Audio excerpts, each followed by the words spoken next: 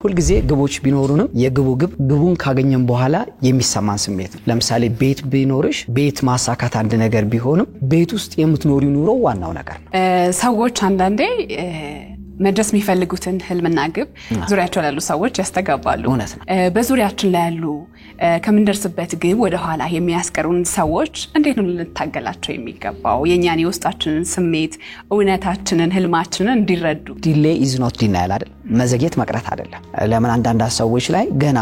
በቂ ጊዜውን አንዳንዴ ውጤቶች ሳይመጡ ሲቀር ለዛ ውጤት እኔና አንቺ ገና ስላልተሰራ ሊሆን ይችላል እኔ ባለፉት ብዙ አመታት ያለፍኩባቸው painful ሞመንቶች አሉ በጣም ህመም ያላቸው ማለት ነው ስሜቴን ሐሳቤን የጎዱት ማለት እነዛን ወቅቶች ዙር ብዬ ሳያቸው እያንዳንዱ ወቅት የተሰራውበት ወቅት ነው ስለዚህ አንዳንዴ ነገሮች ሲዘገዩ እየቀረን ሳይሆን ምን ያደርግን ነው እየተሰራን እንደሆነ ማወቅ ያስፈልጋል በድንገት የሚመጡ ስኬቶች ለሰብኮንሺየስ ማይንዳችን ምንድናቸው እንግዳ ነገር ናቸው የማያውቃቸው ነገሮች ናቸው ስለዚህ በአእምሮአችን ውስጥ በአይን ከመገለጹ በፊት ማለት ነው ተገልጾ በአደባባይ ከመታየቱ በፊት ያ የምንፈልገውን ሰውዬ በትክክል መሳል አለብን ከዛ ቀደም ያልሽው ስኬት ሲመጣ አንደነግጥ ተግባብተናል አይደለ ከስኬቱ ጋር መኖር እንችላለን ከውጤቱ ጋር መኖር እንችላለን ለምን በውስጣዊ ዓለማችን የታወቀ ነገር ነው እንግዳ ነገር አይደለም